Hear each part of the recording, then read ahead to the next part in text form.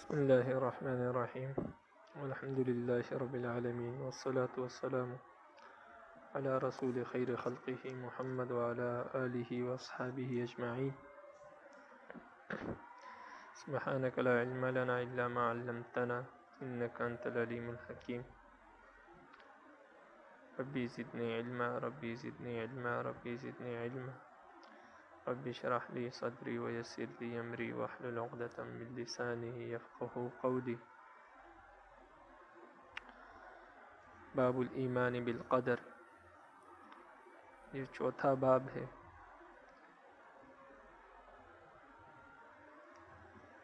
تقدیر پر ایمان رکھنے کے بیان میں یہ باب ہے. الفصل الاول.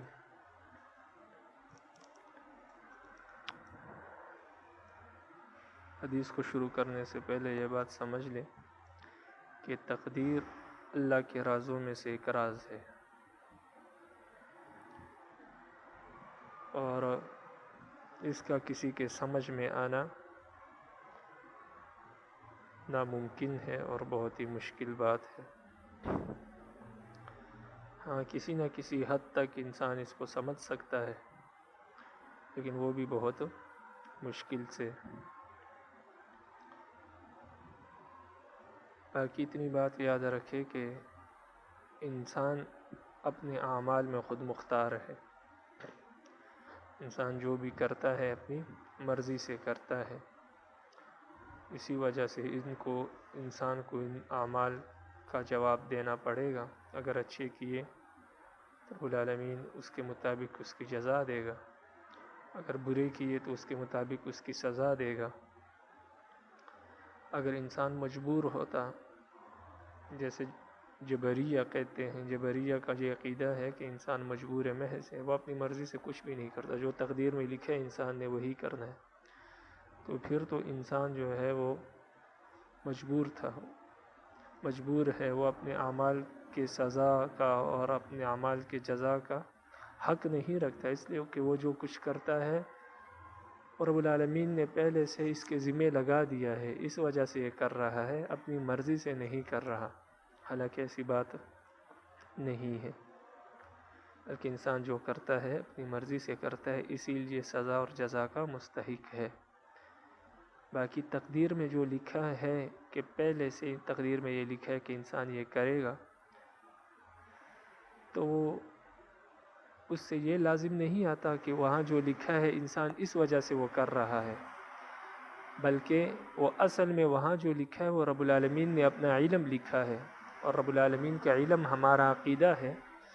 کہ رب العالمین کا علم ازلی ہے، وہ ہمیشہ سے رب العالمین کو سب کچھ معلوم تھا اور معلوم ہے. رب العالمین انسان کی ماضی کو بھی جانتے ہیں، اور انسان کے حال کو بھی جانتے ہیں، اور انسان کے مستقبل کو بھی جانتے ہیں. یعنی رب العالمین یہ بھی جانتے ہیں کہ انسان نے ماضی میں کیا کیا اور حال میں کیا کر رہا ہے، اور مستقبل میں انسان کیا کرے گا. تو اپنے اس علم کو رب العالمین نے لوح محفوظ میں لکھ دیا کہ انسان اپنی زندگی میں یہ کام کرے گا. لیکن اب جو انسان کام کر رہا ہے وہ اس وجہ سے نہیں کر رہا کہ رب العالمین نے لکھا ہے تو یہ کر رہا ہے، نہیں، بلکہ اس بندے نے یہ کام کرنے تھے اور رب العالمین کو اس کا علم تھا، تو رب العالمین نے پہلے سے ہی لکھ دیا. باقی یہ شخص جو اعمال کر رہا ہے یہ اپنی مرضی سے کر رہا ہے. اس کی مثال یوں سمجھے کہ جیسے ایک کلاس میں بہت سارے بچے پڑھ رہے ہیں،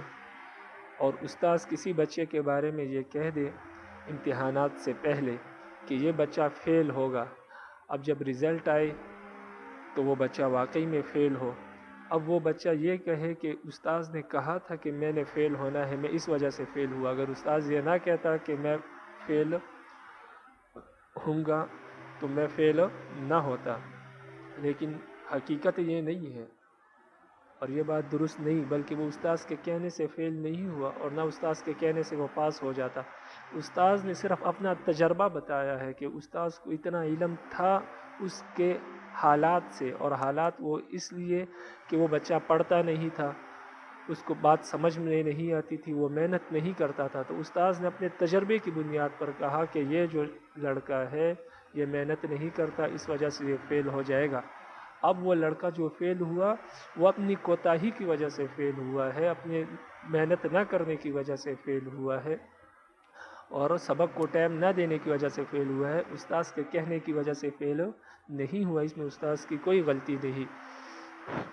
اور وہ لڑکا اپنے اعمال میں اپنے پرچہ دینے میں خود مختار تھا، اگر وہ چاہتا محنت کرتا تو کامیاب ہو جاتا۔ تو اسی طرح رب العالمین نے، لیکن استاذ کا یہ کہنا جو ہے وہ تجربے کی بنیاد پر ہے، یقین کی بنیاد پر نہیں ہے، اس لیے ہو سکتا ہے وہ لڑکا پاس بھی ہو جائے، لیکن رب العالمین کو جو علم ہے وہ تو یقین کی بنیاد پر ہے کہ رب العالمین کو پہلے سے یقینی پتہ ہے کہ یہ شخص کیا ہے، آگے جا کے کیا کرے گا، تو رب العالمین نے لکھ دیا ہے اور انسان نے وہی کرنا ہے، لیکن اس وجہ سے نہیں کہ رب العالمین نے لکھا ہے تو انسان یہ لازمی کرے گا، بلکہ انسان نے یہ کرنا تھا تو اور رب العالمین کو علم تھا، اور رب العالمین نے اپنے علم کو پہلے ہی لکھ دیا ہے، باقی انسان اپنے اعمال میں خود مختار ہے، اس وجہ سے سزا اور جزا کا استحقاق رکھتا ہے۔ باقی جو حدیثیں ہیں آپ پڑھیں گے، اس میں یہ سمجھ میں آ رہا ہے کہ انسان اپنے اعمال میں خود مختار نہیں ہے، لیکن ان ساری تمام احادیث کی تشریح یہی ہے جو میں نے بتا دی ہے، باقی زیادہ تفصیلات کا موقع بھی نہیں ہے، اور زیادہ تفصیلات میں انسان الجھ جاتا ہے، اور اگر نہ تفصیلات بتا دی جاتی لیکن اس کا کوئی خاص فائدہ نہیں ہوگا، الجھن پیدا ہو جائے گی۔ ان تمام حدیثوں کا یہی مطلب ہے کہ رب العالمین نے جو لکھا ہے انسان نے وہ کرنا ہے، لیکن ان حدیثوں میں کہیں بھی یہ نہیں ہے کہ انسان نے لازمی وہ کرنا ہے اور انسان اس میں مجبور ہے، بلکہ بعض حدیثوں میں تو آپ صلی اللہ علیہ وسلم نے فرمایا کہ جب صحابہ نے فرمایا کہ جب تقدیر میں لکھا ہے تو ہم پھر توکل کرتے ہیں، ہم اعمال چھوڑ دیتے ہیں، کیونکہ جو رب العالمین نے لکھا ہے وہی ہونا ہے۔ آپ صلی اللہ علیہ وسلم نے فرمایا نہیں، آپ اعمال کرتے رہو، اس لیے کہ رب العالمین نے جس کے لیے جو لکھا ہے وہ اس کے لیے آسان ہو جاتا ہے، وہ اعمال کرتے رہے۔ تو ان احادیث سے معلوم ہوتا ہے کہ انسان مجبور نہیں ہے، بلکہ وہ اپنے اعمال میں خود مختار ہے۔ باقی اگر کسی نے اس مسئلے کو مزید سمجھنا ہے، تھوڑی وضاحت کے ساتھ سمجھنا ہے، تو وہ مفتی رفیع عثمانی صاحب مفتی اعظم پاکستان کا ایک کتابچہ ہے مسئلہ تقدیر، تقریباً 20-25 صفحات کا ہے، وہ دیکھ لے تو اس میں مزید دلائل بھی ہے، اور دلائل کی روشنی میں اور باقی فرق باطلہ جو ہے ان کے عقائد اور ان کے دلائل بھی موجود ہیں، اور مثالوں کے ذریعے اس مسئلے کو، مسئلہ تقدیر کو سمجھایا گیا۔ اگر کسی کو زیادہ دلچسپی ہے تو اس رسالے کو لے کر اس کو پڑھے، انشاءاللہ اسے کچھ نہ کچھ سمجھ میں بات آ جائے گی اور فائدہ ہوگا۔ اب حدیث کو دیکھیں۔ عن عبداللہ بن عمرو رضی اللہ عنہ قال قال رسول اللہ صلی اللہ علیہ وسلم، رسول اللہ صلی اللہ علیہ وسلم نے فرمایا کتب اللہ مقادیر الخلائق قبل ان يخلق السماوات والارض ب50,000 سنہ، رب العالمین نے زمین اور آسمان کی پیدائش سے 50,000 سال پہلے مخلوق کے تقدیروں کو لکھ لیا تھا۔ قال، آپ صلی اللہ علیہ وسلم نے فرمایا وکان عرشہ علی الماء، اس وقت رب العالمین کا عرش پانی کے اوپر تھا، رواہ مسلم۔ رب العالمین نے کیسے لکھا؟ تو رب العالمین نے قلم کو حکم دیا اور قلم نے خود لکھنا شروع کیا، تو یہ مراد ہے رب العالمین کے لکھنے سے۔ آگے وکان عرشہ علی الماء، رب العالمین کا عرش پانی کے اوپر تھا، اس کا مطلب یہ ہے کہ اس وقت کوئی چیز نہیں تھی، نہ زمین تھا نہ آسمان تھا، بلکہ پانی ہی پانی تھا،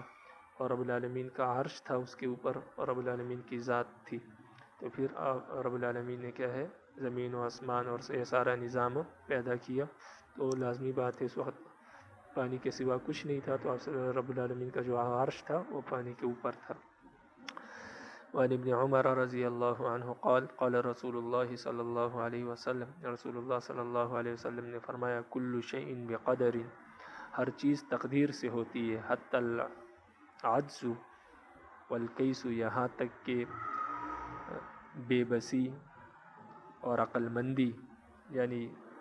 بے بسی اور قدرت اور عقل مندی اور بے وقوفی، یہ ساری کی ساری چیزیں تقدیر کے کرنے سے ہوتی ہے، یعنی رب العالمین کے چاہنے سے ہوتی ہے۔ وعن ابی ہریرہ رضی اللہ عنہ قال قال رسول اللہ صلی اللہ علیہ وسلم، رسول اللہ صلی اللہ علیہ وسلم نے فرمایا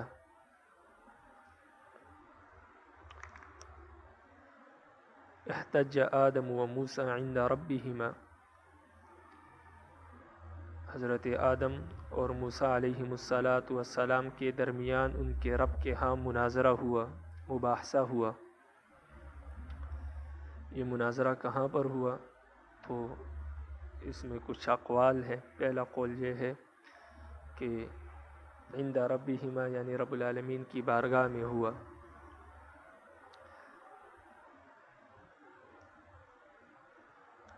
دوسرا قول یہ ہے کہ یہ عالم ارواح میں ہوا۔ تیسرا قول یہ ہے کہ یہ عالم برزخ میں ہوا، یعنی انسان جب فوت ہو جاتا ہے تو عالم برزخ شروع ہو جاتا ہے، وہاں پر ارواح ایک دوسرے سے ملتی ہے ان اجسام کے ساتھ ہی۔ اور اب بعض حضرات کا مسلک یہ ہے کہ جسم مثالی کے ساتھ ملتی ہے، تو وہاں پر ان دونوں حضرات کا مناظرہ ہوا۔ چوتھا قول یہ ہے کہ جب یہ تمام انبیاء معراج کی رات میں بیت المقدس میں جمع ہوئے اور آپ صلی اللہ علیہ وسلم نے انبیاء کو امامت کروائی، تو اس وقت یہ مناظرہ ہوا۔ اور صلی اللہ علیہ وسلم نے فرمایا کہ احتج آدم و موسیٰ عند ربہما، موسیٰ اور آدم علیہ السلام کے درمیان ان کے رب کے ہاں مناظرہ ہوا۔ فحج آدم موسیٰ، تو آدم علیہ السلام موسیٰ علیہ السلام پر غالب آ گئے، یعنی موسیٰ علیہ السلام کو لاجواب کر دیا۔ قال موسیٰ، اب مناظرے کی تفصیل ہے کہ وہ مناظرہ کیا تھا۔ قال موسیٰ، موسیٰ علیہ السلام نے کہا انت الآدم الذی خلق اللہ بیدہ، آپ ہی وہ آدم ہے جس کو رب العالمین نے اپنے ہاتھ سے پیدا کیا۔ ونفخ فیہ من روحہ، اور آپ میں اپنی روح پھونکی، یعنی اپنے حکم سے آپ نے روح ڈالی۔ واسجد لک ملائکتہ، اور آپ کے سامنے اپنے ملائکہ کو سجدہ ریز کر دیا۔ واسکنک فی جنتہ، اور آپ کو اپنے جنت میں ٹھہرایا۔ ثم اہبطت الناس بخطیئتک الی الارض، پھر آپ نے اپنے خطا کی وجہ سے تمام مخلوق کو زمین کی طرف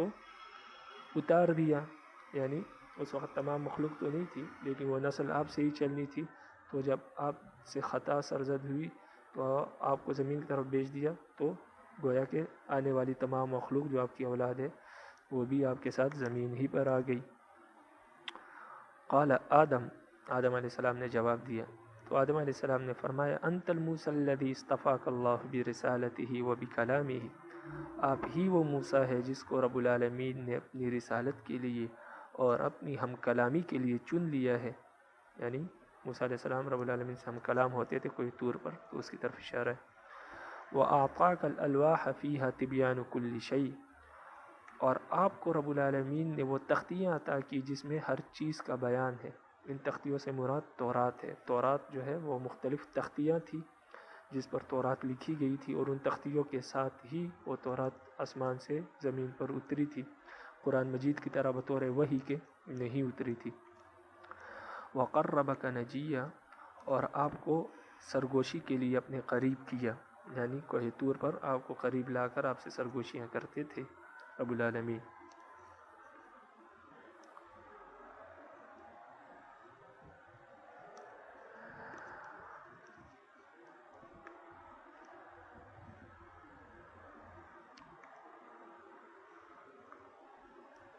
فَبِكَمْ وَجَدْتَ اللَّهَ كَتَبَ التَّوْرَاةَ قَبْلَ أَنْ أَخْلُقَ، آگے فرمایا کہ موسیٰ آپ جانتے ہیں کہ کتنے عرصے پہلے، میری پیدائش سے کتنے عرصے پہلے رب العالمین نے تورات لکھی، یعنی آدم علیہ السلام نے موسیٰ علیہ السلام کو کہا کہ آپ کو معلوم ہے کہ تورات رب العالمین نے میری پیدائش سے کتنے عرصے پہلے لکھی۔ قال موسیٰ ب40 عاما، موسیٰ علیہ السلام نے فرمایا کہ 40 سال پہلے، آپ کی پیدائش سے 40 سال پہلے رب العالمین نے تورات لکھی۔ قال آدم، آدم علیہ السلام نے فرمایا فَهَلْ وَجَدْتَ فِيهَا وَعَصَىٰ آدَمُ رَبَّهُ فَغَوَىٰ، آدم علیہ السلام نے فرمایا کیا آپ نے اس میں یہ جملہ پایا ہے، یعنی آپ کو تورات آپ نے یہ جملہ دیکھا ہے وَعَصَىٰ آدَمُ رَبَّهُ فَغَوَىٰ کہ آدم نے اپنی رب کی نافرمانی کی اور گمراہ ہو گیا، یعنی آدم علیہ السلام نے زیادتی کی اور اپنے رب کی ہدایت سے کیا ہو گئے، گمراہ ہو گئے، فغوا اور زیادتی کی۔ قال نعم، موسیٰ علیہ السلام نے فرمایا جی ہاں۔ قال، تو آدم علیہ السلام نے فرمایا افتلومونی علی ان عملت عملا کتب اللہ علی ان اعملہ قبل ان یخلقنی ب40 سنہ، کہ آپ مجھے اس عمل پر ملامت کرتے ہیں جو رب العالمین نے میری پیدائش سے 40 سال پہلے میرے ذمے لگا دیا تھا کہ میں وہ عمل کروں گا، یعنی یہ تو تقدیر میں لکھا ہوا تھا کہ میں نے یہ کرنا ہے، تو آپ مجھے اس پر ملامت کر رہے ہیں۔ قال رسول اللہ صلی اللہ علیہ وسلم، رسول اللہ صلی اللہ علیہ وسلم نے فرمایا فحج آدم موسیٰ، تو موسیٰ آدم علیہ السلام نے موسیٰ علیہ السلام پر غلبہ پا لیا، یعنی ان کو لاجواب کر دیا اپنی اس بات کی وجہ سے۔ رواہ مسلم، امام مسلم نے اس کو روایت کیا ہے۔ اور ابن مسعود رضی اللہ تعالی عنہ، عبداللہ ابن مسعود رضی اللہ تعالی عنہ سے روایت ہے، قال، وہ فرماتے ہیں کہ حدثنا رسول اللہ صلی اللہ علیہ وسلم، ہمیں رسول اللہ صلی اللہ علیہ وسلم نے حدیث بیان کی، وہو الصادق المصدوق، اور وہ سچے تھے اور مصدوق تھے، یعنی ان کی تصدیق کی گئی تھی۔ ان خلق احدکم یجمع فی بطن امہ 40 یوما نطفہ، کہ تم میں سے ہر شخص کی پیدائش اس صورت میں ہوتی ہے کہ اس کو اپنی ماں کے پیٹ میں 40 دن تک نطفہ بنا کر جمع کیا جاتا ہے، ثم یکون علقۃ، پھر وہ جمع ہوا خون بن جاتا ہے، مثل ذالک، اتنی ہی دنوں میں، یعنی 40 دن میں وہ جمع ہوا خون بن جاتا ہے، ثم یکون مضغۃ مثل ذالک، پھر 40 دنوں میں پھر وہ گوشت کا ایک ٹکڑا بن جاتا ہے، مثل ذالک، اتنی ہی دنوں میں، ثم یبعث اللہ الیہ ملکا ب4 کلمات، پھر رب العالمین اس کی طرف ایک فرشتے کو بھیجتے ہیں 4 کلمات دے کر، فیکتب عملہ، نمبر 1، وہ اس کا عمل لکھتا ہے کہ اس زندگی میں اس نے کیا کیا کرنا ہے، وَأَجَلَهُ، اور اس کی مدت لکھتا ہے کہ اس نے کتنی زندگی گزارنی ہے، کتنی مدت زندہ رہنا ہے، وَرِزْقَهُ، اور اس کا رزق لکھتا ہے کہ اس کو زندگی میں کتنا رزق اس کو دینا ہے، وَشَقِيٌّ أَوْ سَعِيدٌ، اور یہ بات لکھتا ہے کہ یہ نیک بختوں میں ہوگا یا بدبختوں میں ہوگا، شقی بدبخت، سعید نیک بخت۔ یہ 4 باتیں لکھنے کے بعد ثم ينفخ فيه الروح، پھر اس میں روح پھونک دی جاتی ہے، فوالذی لا الہ غیرہ ان احدکم لا يعمل بعمل الجنہ، قسم ہے اس ذات کی جس کے سوا کوئی معبود نہیں، تم میں سے ہر شخص یعمل بعمل اہل الجنہ، جنتیوں والے اعمال کرتا ہے، حتی ما یکون بینہ وبینہا، یہاں تک کہ اس کے اور جنت کے درمیان الا ذراع، ایک گز کا فاصلہ ہوتا ہے، فیسبق علیہ الکتاب، تو اس پر تقدیر سبقت لے جاتی ہے، یعنی اس پر فرشتے کے لکھا ہوا، جو فرشتے کا لکھی ہوئی جو بات ہوتی ہے کہ یہ بدبخت ہے یا نیک بخت، تو یہ اس پر سبقت لے جاتی ہے۔ اگر وہ نیکی کے اعمال کر رہا ہے اور فرشتے نے اسے بدبخت لکھا ہے اور رب العالمین نے بھی اس کو بدبخت لکھا ہوا ہے لوح محفوظ میں، تو نیکی کے اعمال کرنے کے باوجود تقدیر اس پر سبقت لے جاتی ہے، اور پھر کیا ہوتا ہے، فیعمل بعمل اہل النار، تو وہ جہنمیوں والے اعمال کرنا شروع کر دیتا ہے، فیدخلوها، اور جہنم میں داخل ہو جاتا ہے، یعنی بدبخت ہو جاتا ہے اور جہنم میں داخل ہو جاتا ہے، یعنی پوری زندگی نیک اعمال کرتا ہے، لیکن چونکہ اس کے حصے میں فرشتے نے لکھا ہوتا ہے کہ یہ بدبخت ہوگا، تو آخری عمر میں یا بعض اوقات ایسا ہوتا ہے کہ جب جان نکل رہی ہوتی ہے نزع کی حالت میں، وہ کفریہ کلمات کہہ دیتا ہے اور جہنم میں داخل ہو جاتا ہے، تو یہ مطلب ہے کہ تقدیر سبقت لے جاتی ہے۔ وَإِنَّ أَحَدَكُمْ لَيَعْمَلُ بِعَمَلِ أَهْلِ النَّارِ، اور تم میں سے ایک شخص جہنمیوں والے اعمال کرتا ہے، حَتَّى مَا يَكُونُ بَيْنَهُ وَبَيْنَهَا إِلَّا ذِرَاعٌ، یہاں تک کہ جہنم اور اس کے درمیان ایک گز کا فاصلہ ہوتا ہے، یعنی ایک گز کا فاصلہ رہ جاتا ہے، یعنی اس نے مرنا ہے اور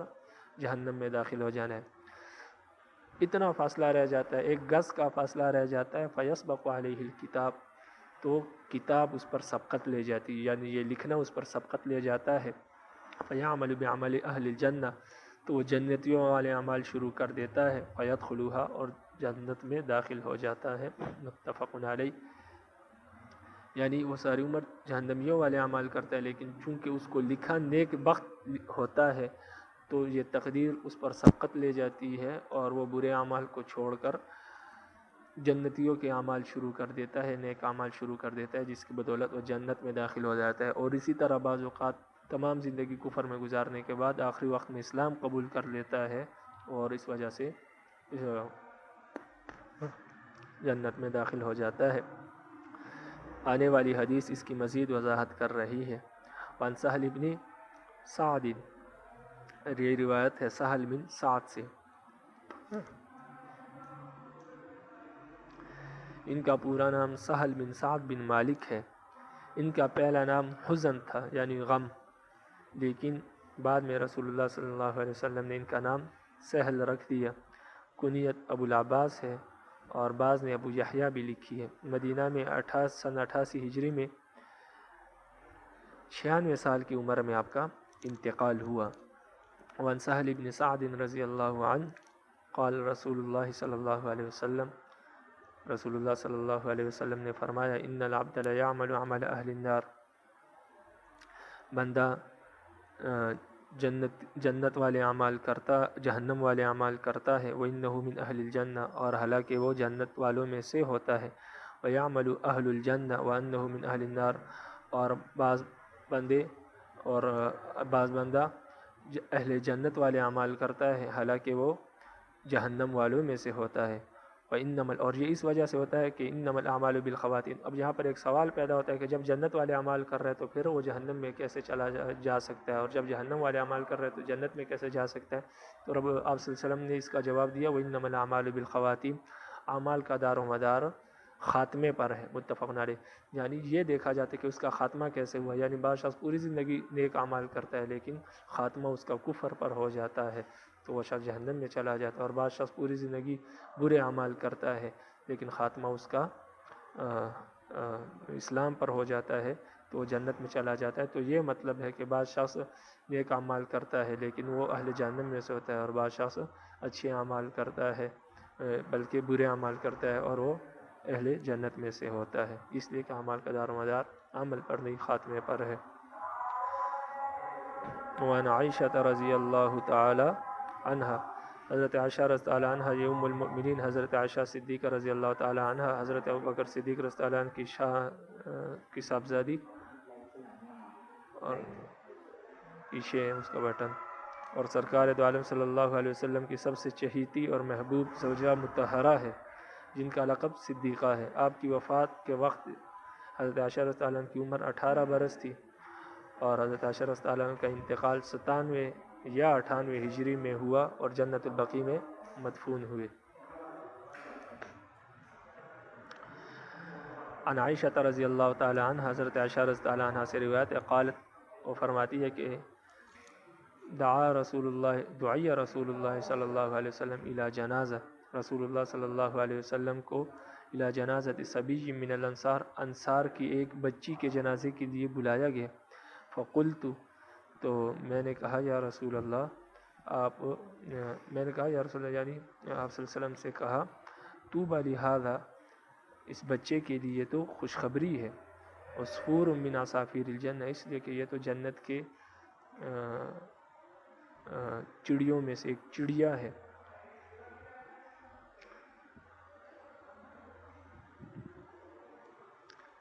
لم یعمل السوء، اس نے کبھی کوئی گناہ نہیں کیا، ولم یدرکہ، اور نہ گناہ تک پہنچا ہے، یعنی نہ اس عمر تک پہنچا ہے جس میں انسان کے اعمال کا حساب کتاب ہوتا ہے، یعنی بلوغت تک نہیں پہنچا۔ فقال، تو آپ صلی اللہ علیہ وسلم نے فرمایا، وغیر ذلک،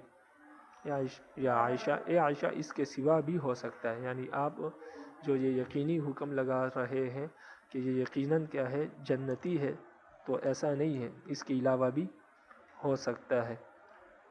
ان اللہ خلق لأہل الجنہ اہلا خلقہم لہا، بے شک رب العالمین نے جنت کے لیے اہل لوگ پیدا کیے ہیں،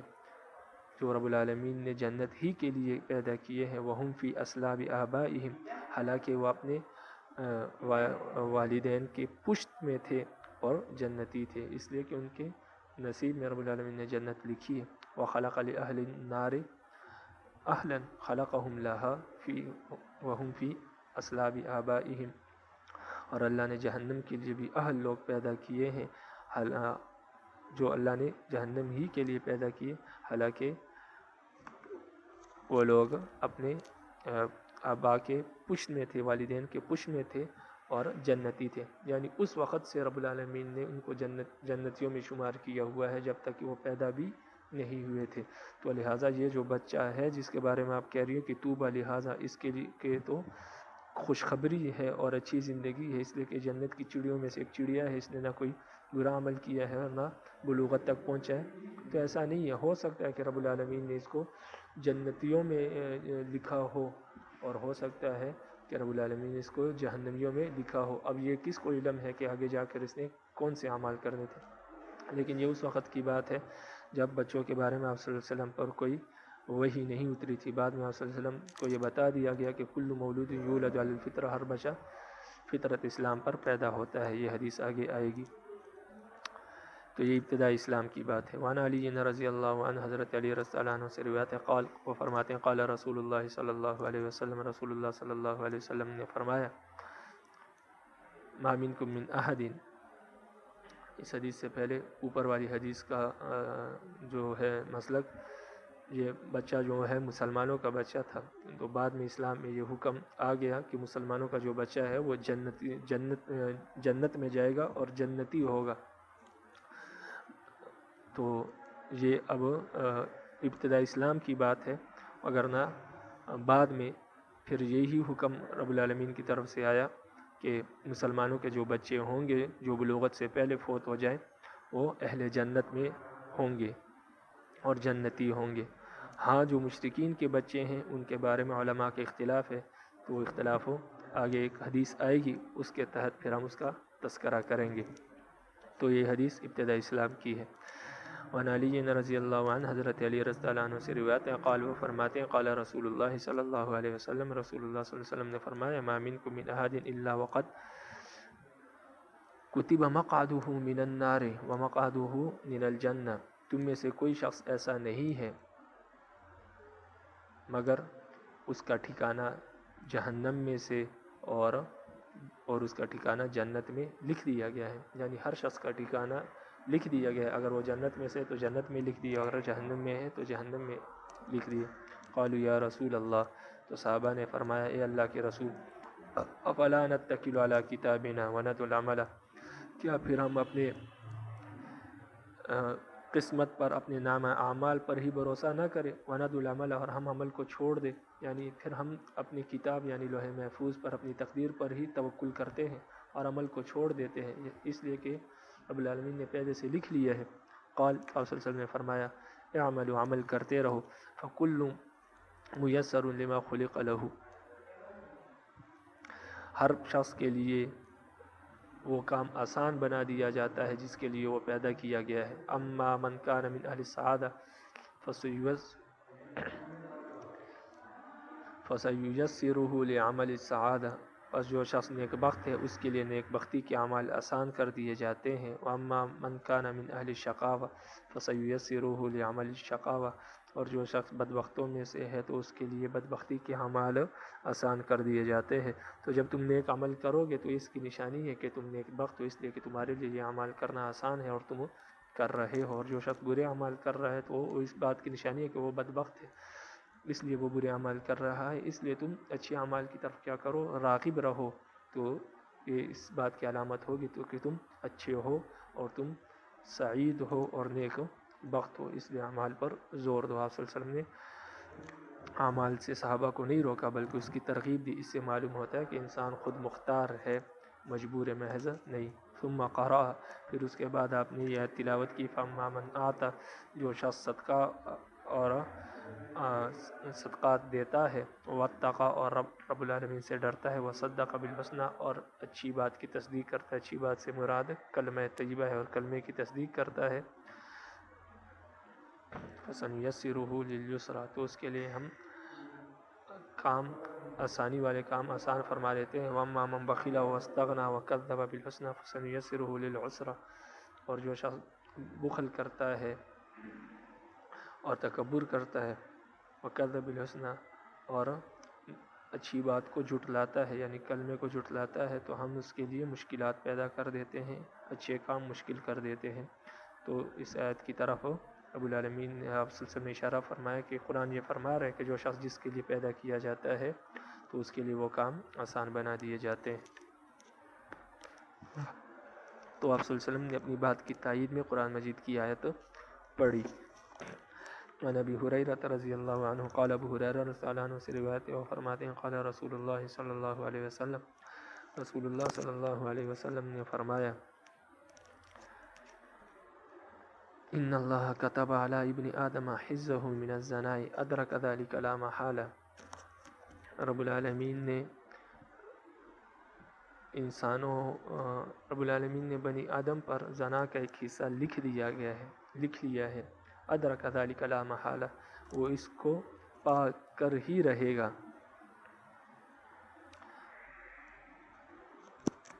فزنا العین النظر اب زنا کس کو کہتے ہیں اس کی تشریح کر رہے ہیں. تو جہاں تک کہتے ہیں کہ آنکھ اللہ تعالیٰ نے بنی آدم پر زنا کے ایک حصہ لکھ دیا ہے اور اس کو پہنچ کر ہی رہے گا یعنی وہ یہ زنا کر کے ہی رہے گا. فزنا العین النظر تو آنکھ کا جو زنا ہے وہ بد نظری ہے. وزنا اللسان ہے اور زبان کا جو زنا ہے. والمنطق وہ بری باتیں کرنا ہے. والنفس تتمنى وتشتهي والفرج يصدق ذلك ويكذبه کہتا ہے دل خواہش کرتا ہے اور تمنا کرتا ہے اور شرمگاہ اس کی تصدیق کرتی ہے اور اس کی تکذیب کرتی ہے. یعنی دل اگر بدفعلی کی طرف بدکاری کی طرف مائل ہوتا ہے اور اس کی خواہش کرتا ہے تو کہتا ہے کہ پھر جو اگر انسان کر لیتا ہے تو فرج اس کی تصدیق کر لیتا ہے اور اگر انسان اس سے رک جاتا ہے تو اس تمنا اور خواہش کی تکذیب کر لیتا ہے. متفق علیہ. وفی روایت لمسلم اور امام مسلم کی روایت میں ہے قال وہ فرماتے ہیں کہ کتب علی ابن آدم نصیبہ من الزنا